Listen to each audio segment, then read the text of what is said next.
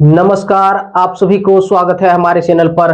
तो आज के क्लास में हम बिहार बोर्ड एग्जाम 2027 के लिए देखिए बिहार बोर्ड एग्जाम 2027 के लिए क्लास टेंथ का जो है अर्थशास्त्र यानी कि इकोनॉमिक्स का जो है इकाई फर्स्ट का जो है शुरुआत करेंगे। तो देखिए अर्थशास्त्र का जो है इकाई फर्स्ट का नाम है देखिए अर्थव्यवस्था एवं इसके विकास का इतिहास। तो इस चैप्टर का जो है शुरुआत करेंगे आज के सेशन में। तो देखिए ये इस चैप्टर का पार्ट वन सेशन है।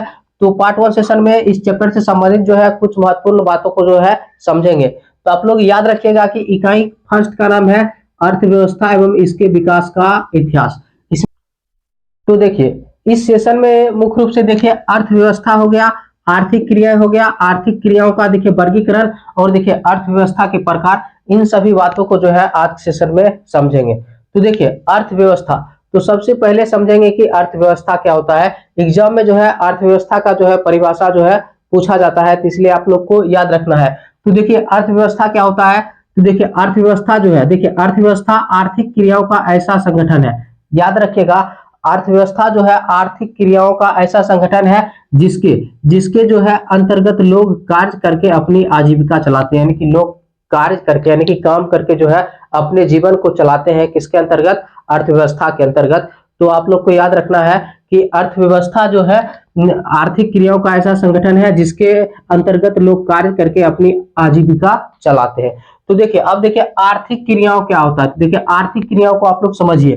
देखिए आर्थिक क्रियाओं यानी कि देखिए हमारी वे सभी क्रियाएं जिससे हमें आय की प्राप्ति होती है, मतलब जो भी काम हम करते हैं और उस काम के बदले आय की प्राप्ति होती है, तो उन सभी क्रियाओं को जो है आर्थिक क्रियाएं कहते हैं। तो आप लोग को याद रखना है कि हमारी वे सभी क्रियाएं जिससे हमें आय की प्राप्ति होती है आर्थिक क्रियाएं कहलाती है। तो आर्थिक क्रियाएं के बारे में आप लोग को याद रखना है, वे सभी क्रियाएं जिससे आय की प्राप्ति होती है उसे आर्थिक क्रियाएं कहते हैं। ठीक है। उसके बाद देखिए यह देखिए आर्थिक क्रियाओं का वर्गीकरण, आर्थिक क्रियाओं का वर्गीकरण। तो देखिए मोटे तौर पर, तो देखिए मोटे तौर पर आर्थिक क्रियाओं का जो है 3 भागों में बांटा गया है। तो आप लोग याद रखिएगा कि मोटे तौर पर जो है आर्थिक क्रियाओं को कितने भागों में बांटा गया है? 3 भागों में बांटा गया है। ठीक है।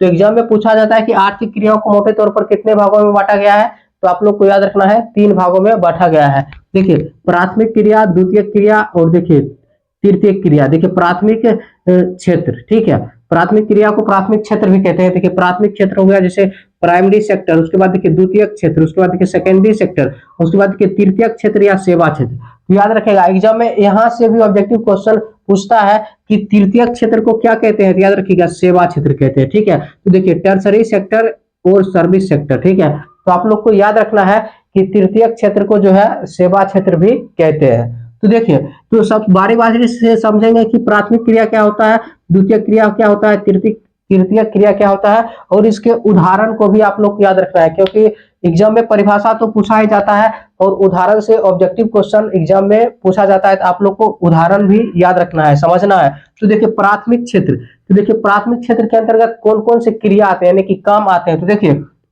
देखिए प्राथमिक क्षेत्र को कृषि क्षेत्र भी कहा जाता है। तो एग्जाम में ऑब्जेक्टिव क्वेश्चन पूछा जाता है कि कृषि क्षेत्र कहा जाता है, किस क्षेत्र को कहते हैं, प्राथमिक क्षेत्र को कहते हैं या द्वितीय क्षेत्र को कहते हैं या तृतीय क्षेत्र को कहते हैं। तो आप लोग को याद रखना है कि प्राथमिक क्षेत्र को कृषि क्षेत्र भी कहा जाता है। ठीक है। तो ये बात आप लोग को याद रखना है।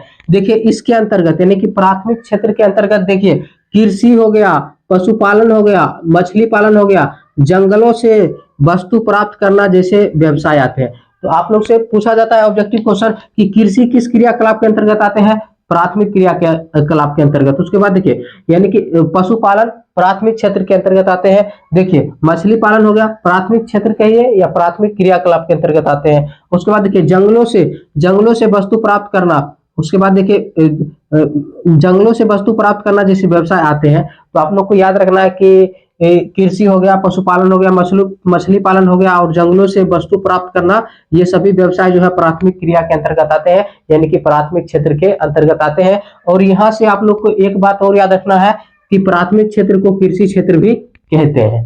ठीक है। उसके बाद देखिए द्वितीयक क्षेत्र, तो द्वितीयक क्षेत्र क्या होता है। तो देखिए द्वितीयक क्षेत्र को औद्योगिक क्षेत्र भी कहते हैं। तो यहाँ से भी ऑब्जेक्टिव क्वेश्चन पूछा जाता है कि औद्योगिक क्षेत्र कहते हैं, प्राथमिक क्षेत्र को कहते हैं, या द्वितीयक क्षेत्र को कहते हैं, या तृतीयक क्षेत्र को कहते हैं। तो आप लोग को याद रखना है कि द्वितीयक क्षेत्र को औद्योगिक क्षेत्र भी कहते हैं। तो उसके बाद देखिए इसके अंतर्गत यानी कि द्वितीयक क्षेत्र के अंतर्गत देखिए खनिज व्यवस्था, खनिज व्यवसाय। तो देखिए द्वितीयक क्षेत्र के अंतर्गत खनिज व्यवसाय हो गया, निर्माण कार्य, देखिए जनोपयोगी यानी लोगों के उपयोगी सेवाएं जैसे गैस हो गया तथा बिजली आदि के उत्पादन आते हैं। तो आप लोग को याद रखना है कि द्वितीयक क्षेत्र के अंतर्गत कौन कौन से कार्य आते हैं। तो आप लोग को याद रखना है द्वितीयक क्षेत्र को औद्योगिक क्षेत्र भी कहते हैं, और इसके अंतर्गत देखिए खनिज हो गया, व्यवसाय हो गया, निर्माण कार्य हो गया, देखिए जनोपयोगी यानी लोगों के उपयोगी जो है सेवा यानी कि कार्य हो गया, जैसे गैस तथा बिजली आदि के उत्पादन आते हैं। तो द्वितीयक क्षेत्र के बारे में भी आप लोग याद रखना है। पूछा जाता है कि औद्योगिक क्षेत्र किस क्षेत्र को कहते हैं, तो द्वितीयक क्षेत्र को कहते हैं। तो द्वितीयक क्षेत्र से संबंधित जो है ये सभी कार्य आप लोग को याद रखना है, ठीक है। उसके बाद देखिए तृतीयक क्षेत्र। तो देखिए तृतीयक क्षेत्र को सेवा क्षेत्र भी कहा जाता है। तो एग्जाम में यह भी क्वेश्चन पूछा गया है कि सेवा क्षेत्र किस क्षेत्र को कहते हैं। तो आप लोग को याद रखना है कि तृतीयक क्षेत्र को सेवा क्षेत्र भी कहते हैं। तो आप लोग को याद रखना है कि तृतीयक क्षेत्र को जो है सेवा क्षेत्र भी कहा जाता है। देखिए इसके अंतर्गत देखिए बैंक एवं बीमा हो गया, परिवहन हो गया, संचार हो गया, व्यापार हो गया आदि क्रियाएं सम्मिलित होती है। तो एग्जाम में ऑब्जेक्टिव क्वेश्चन पूछा जाता है कि परिवहन जो है किस क्रियाकलाप के अंतर्गत आते हैं, प्राथमिक के अंतर्गत आते हैं, द्वितीयक के अंतर्गत आते हैं, तृतीयक के अंतर्गत आते हैं। तो आप लोग को याद रखना है कि परिवहन जो है तृतीयक क्रियाकलाप यानी कि तृतीयक क्षेत्र के अंतर्गत आते हैं। उसके बाद देखिए जैसे हो गया संचार भी तृतीयक क्षेत्र के अंतर्गत आते हैं, व्यापार भी तृतीयक क्षेत्र के अंतर्गत आते हैं। उसके बाद देखिए बैंक एवं बीमा का जो कार्य होता है ये भी जो है तृतीयक क्षेत्र के अंतर्गत आते हैं। तो आप लोग निश्चित रूप से आर्थिक क्रियाएं और आर्थिक क्रियाओं का जो है वर्गीकरण, जैसे प्राथमिक क्षेत्र हो गया, द्वितीयक क्षेत्र हो गया, तृतीयक क्षेत्र हो गया, तो इनके बारे में आप लोग को याद रखना है। आप समझेंगे कि अर्थव्यवस्था के प्रकार। अब अर्थव्यवस्था क्या होता है, देखिए अर्थव्यवस्था के बारे में हम आप लोग को बता चुके हैं यहाँ पर कि अर्थव्यवस्था आर्थिक क्रियाओं का ऐसा संगठन है जिसके अंतर्गत लोग कार्य करके अपनी आजीविका चलाते हैं। यानी कि आर्थिक क्रियाएं जो होते हैं प्राथमिक क्षेत्र, द्वितीयक क्षेत्र और तृतीयक क्षेत्र में लोग काम करके अपने जीविका को क्या करते हैं, चलाते हैं। तो देखिए विश्व में निम्न 3 प्रकार की अर्थव्यवस्था पाई जाती है। तो आप लोग को याद रखना है कि विश्व में जो है निम्न 3 प्रकार की अर्थव्यवस्था जो है पाई जाती है। एक होते हैं देखिए पूंजीवादी अर्थव्यवस्था, एक होते देखिए समाजवादी अर्थव्यवस्था, एक होते देखिए मिश्रित अर्थव्यवस्था।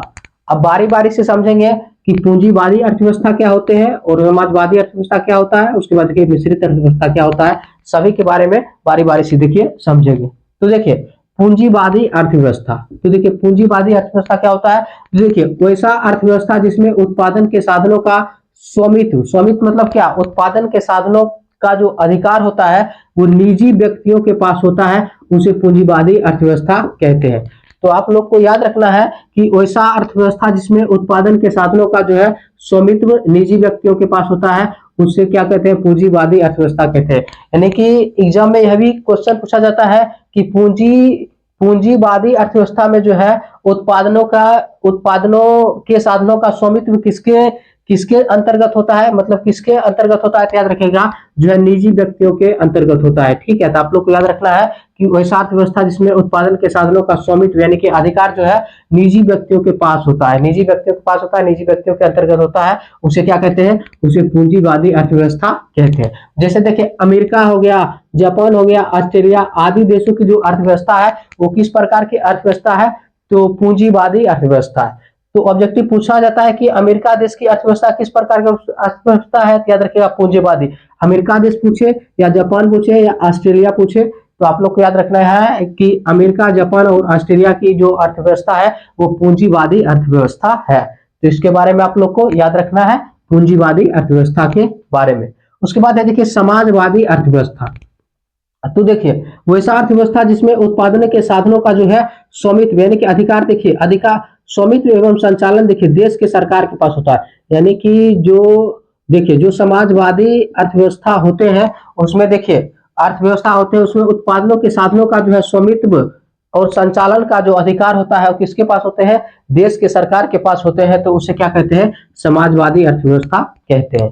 तो आप लोग को याद रखना है समाजवादी अर्थव्यवस्था के बारे में कि वैसा अर्थव्यवस्था जिसमें उत्पादन के साधनों का देखिए स्वामित्व एवं संचालन देश के सरकार के पास होता है, उसे जो है समाजवादी अर्थव्यवस्था कहते हैं। जैसे देखिए चीन हो गया, क्यूबा हो गया, आदि देशों की अर्थव्यवस्था। तो एग्जाम में पूछा जाता है कि चीन देश की अर्थव्यवस्था किस प्रकार की अर्थव्यवस्था है, तो याद रखिएगा समाजवादी। पूछ लिया जाता है कि क्यूबा देश की अर्थव्यवस्था किस प्रकार की अर्थव्यवस्था है, तो याद रखना है कि समाजवादी अर्थव्यवस्था है। तो समाजवादी अर्थव्यवस्था के बारे में आप लोग को याद रखना है। उसके बाद देखिए मिश्रित अर्थव्यवस्था। तो देखिए तो मिश्रित अर्थव्यवस्था क्या होता है, तो देखिए वैसा अर्थव्यवस्था, देखिए वैसा अर्थव्यवस्था जिसमें पूंजीवादी तथा समाजवादी अर्थव्यवस्था का समावेश होता है उसे मिश्रित अर्थव्यवस्था कहते हैं। तो मिश्रित अर्थव्यवस्था के बारे में आप लोग को याद रखना है कि वैसा अर्थव्यवस्था जिसमें पूंजीवादी तथा समाजवादी अर्थव्यवस्था का समावेश होता है उसे मिश्रित अर्थव्यवस्था कहते हैं। जैसे देखिए भारत देश की अर्थव्यवस्था। तो एग्जाम में पूछा जाता है कि हमारे देश यानी कि अपना देश जो भारत देश है, भारत देश की अर्थव्यवस्था किस प्रकार की अर्थव्यवस्था है, तो याद रखना है कि मिश्रित अर्थव्यवस्था है। तो निश्चित रूप से आप लोग अर्थव्यवस्था हो गया, आर्थिक क्रिया हो गया, आर्थिक क्रियाओं के जो प्रकार होते हैं, उसके बाद देखिए अर्थव्यवस्था के जो प्रकार होते हैं इसको आप लोग नोट कर लीजिएगा, क्योंकि एग्जाम में यहाँ से क्वेश्चन निश्चित रूप से पूछा जाता है। आज के सेशन को इतना ही तक रखेंगे। ये इस चैप्टर का जो है पार्ट 1 है। निश्चित रूप से पार्ट 2 पार्ट 3 करके आप लोग को पूरे चैप्टर को इसी तरह से आप लोग को अच्छे से बताया जाएगा। तो सेशन अगर पसंद आए तो वीडियो को लाइक कीजिए, शेयर कीजिए, और चैनल पर पहली बार है तो चैनल को सब्सक्राइब जरूर कीजिएगा। मिलते हैं नेक्स्ट वीडियो में। धन्यवाद।